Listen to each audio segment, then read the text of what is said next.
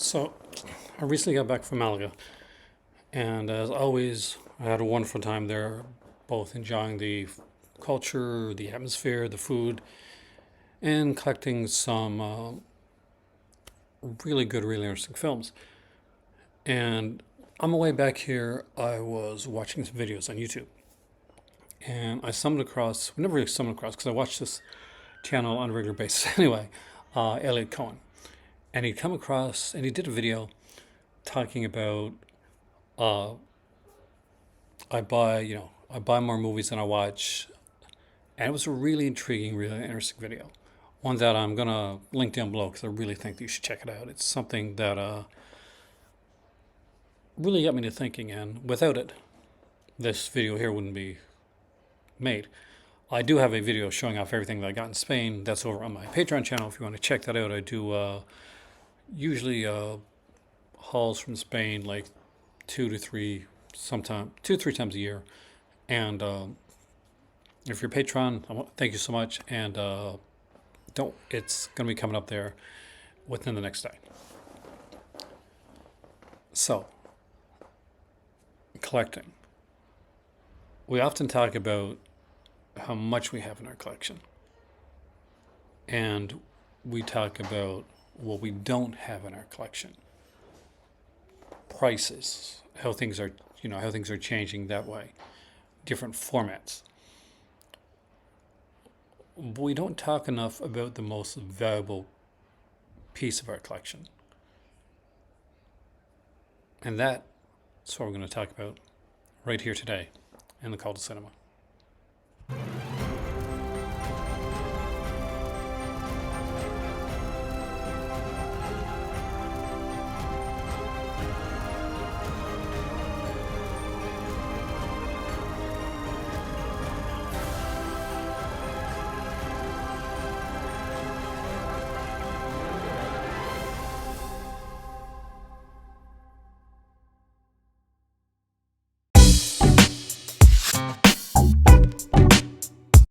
So, how was the trip to Spain? Well,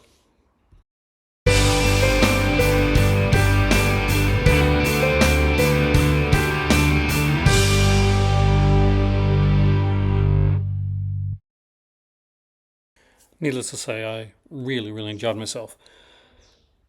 And I enjoyed going to pick up some physical media. It's usually only around every 2 to 3, sometimes 4 months that I'm able to go and pick stuff up.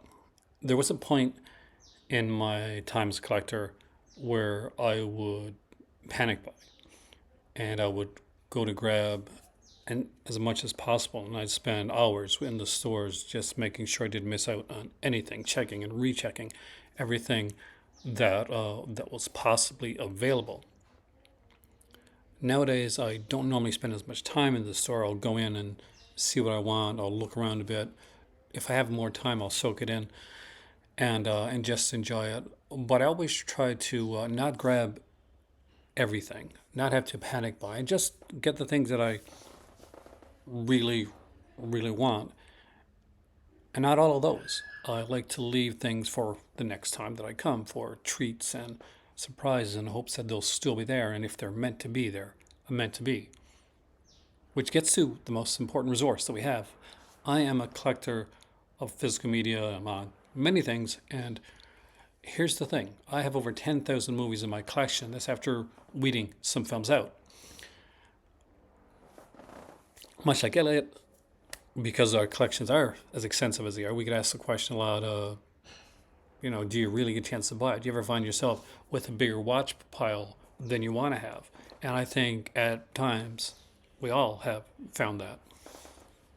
And here's the thing. A lot of the stuff that I bought when I initially started collecting, a large portion of the films that I picked up are films that I'd already seen, and ones that I wanted to have in my collection. My very first goal when I started collecting physical media was to have a physical media collection that was similar to what I'd want if I walked into a video shop and was looking around and I found all these walls of movies that I wanted to rent and watch and rewatch.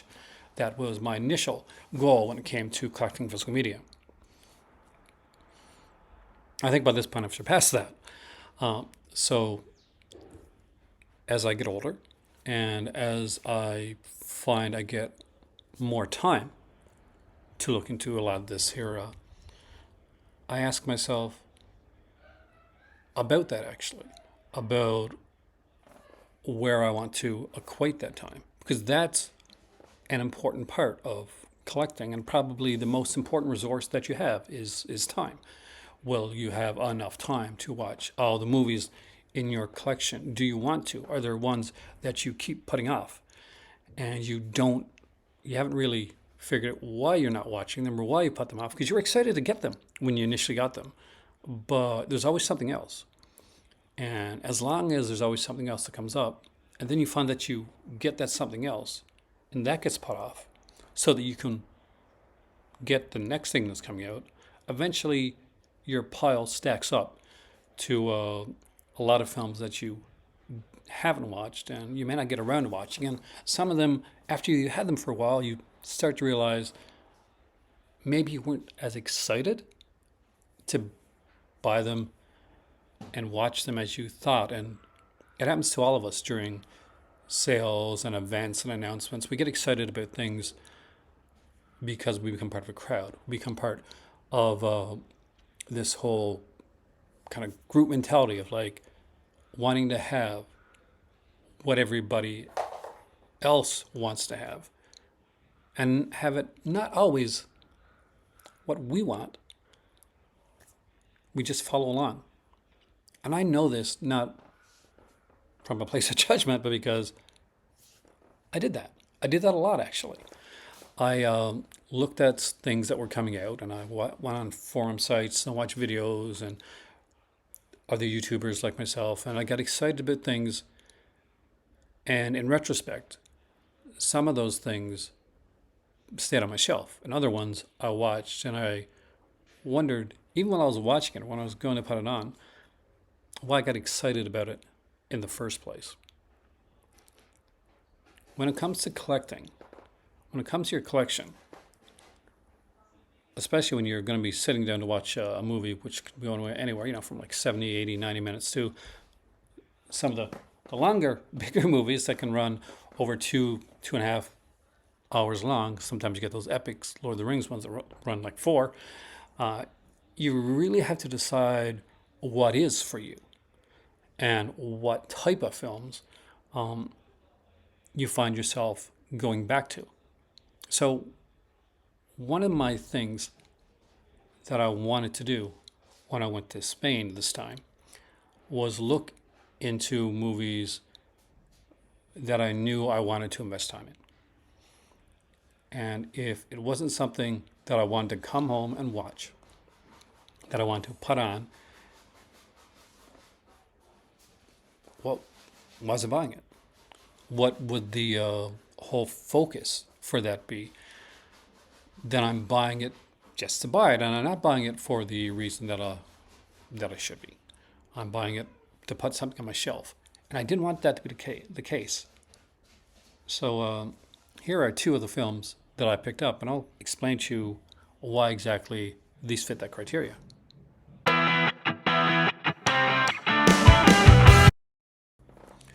As I looked through the shelves at Fnac and CX, and I went to a couple other stores as well, the one thing that I wanted to look at as I picked up titles, and I was asking myself, do I want to watch this now? Do I want to watch this in the future? Is this something I'm going to put off? I've been getting a lot more into Spanish cinema, which kind of makes sense since I'm starting to spend a lot more time in Spain.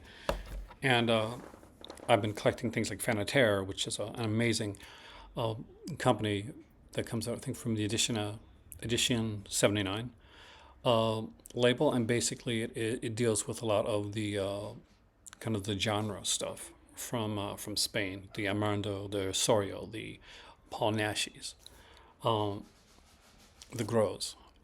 And that means there's a lot of amazing stuff. And the thing is, I'm starting to watch a lot more Spanish cinema. And I do tend to like a lot more of the fantastical, the genre stuff, but I also like some of the just regular Spanish cinema I can actually see such amazing places that I might want to go in the future, and I find that the what I'm seeing is really gelling with me. But I want a context to that, and I'm a documentary guy, and I did not know this existed until I was doing some research. So this here is called Session Salvage, which is Wild Sessions. And Wild Sessions is a documentary, a Spanish documentary. Luckily, this one has English subtitles.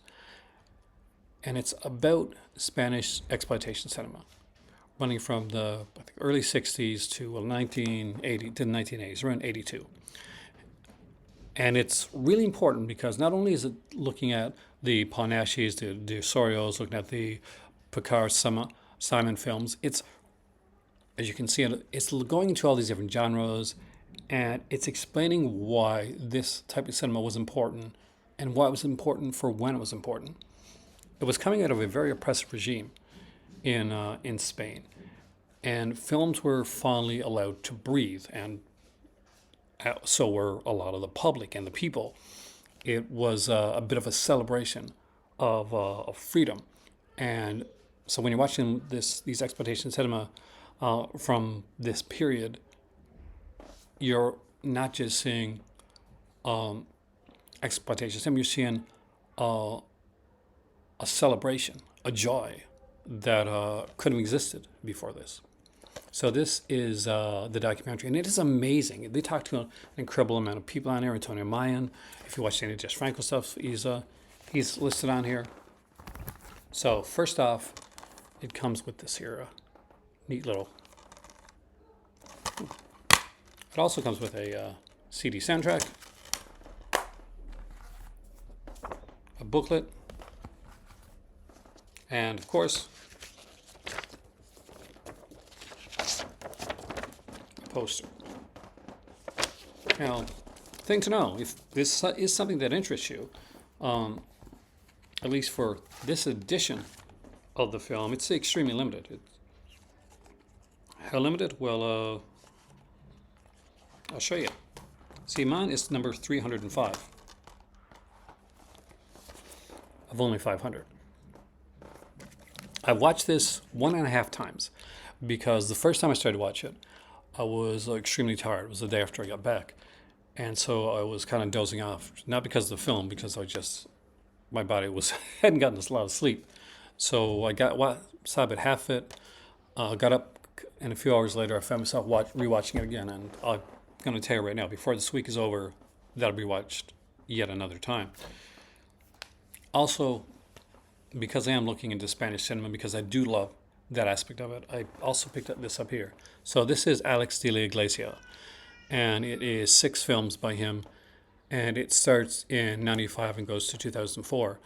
It has some of his seminal work and some work that I have absolutely never seen, and I'm so excited to see. I really am. See, this has Day of the Beast, which is an absolute favorite of mine. I love Day of the Beast. It has Perdita Durango on here, but it also has Muertes de Risa. I'm going to horribly mispronounce these, so just so you know that. La Comunidad, 800 Bullets, and The Perfect Crime. And it is a brilliant set. Each one of these comes on their own disc with their own special features. And of course, those special features are in Spanish, but all the films do have English subtitling. And I've already sat down today and got to rewatch The Day of the Beast. I did not pick up the 7 release when it came out because I knew that I live near Spain, and more than likely, if there's an English version of Day of the Beast around here, I was going to be looking for it here. Nothing wrong with the 7 version. It's just something about having it from the country that was made in kind of intrigued me. And that gets me coming full circle around to how it feels for me right now, and what I wanted to talk about is that when we're picking out what we want, it's important that we think about and appreciate not just the time that it takes to pick out the film or to order something online or to go to the store and look through and grab it, but the time that takes, time watching it, enjoying it. if you're going to spend that time, if you want to invest that time, you may have found yourself like enamored with a type with a film or a label or a company, and then found yourself getting some of the films and realizing that you just didn't really want to watch them. That there was other films that took precedent, or once you did watch them, they quickly found their way out of your collection. Um, and I think that's something that we learn over our time is how exactly to manage the time that we do have and enjoy it as much as we can. See, I love to sit down and watch a good movie and to like just let myself become enamored with it. But I like to spend time to read a nice book or go to have a nice meal or just go for a walk. So for me, and I think for a lot of you guys, one of the, if not the most important resource that we have is time. So when we're collecting, it's something to look into. It's something to think about. Look at your watch pile that you got in your collection right now. You know what you've got, what you watched, what you haven't watched. Like seriously look at it and see what you're very excited about watching. What's been there for a while, what you've put off. And maybe you don't have a watch pile at all. Maybe you've perfectly figured this out. For me, it's always a work in progress. I am never going to be 100% like, okay, I know exactly what I'm doing. I don't. I play it by ear and I go day by day, making mistakes. Like, oh, maybe I shouldn't have picked up that. Maybe I should have got that. Because I don't think there's like, hopefully, if you can, wonderful. I don't think there's a perfect solution or perfect answer. I think, like everything else in life, it's just a learning thing as you go through, and I'm enjoying that. I'm enjoying being able to realize, oh God, maybe I shouldn't have got that, or realize, oh, well, that was an hour and a half of my life I'm not going to get back. So yeah, it's become more important to me what I watch and what I invest my time in watching. Behind me right now, you can see 4 box sets that are put there on purpose. You see the Godzilla Showa era, you see the Ingmar Bergman collection, the Gamera set, and the Herschel Gordon Lewis Feast set. Out of all those right there, I can tell you that the one that I want to spend time in, well, I love me some monster films and I watch those with the kids, but I did want to go through the works of Ingmar Bergman.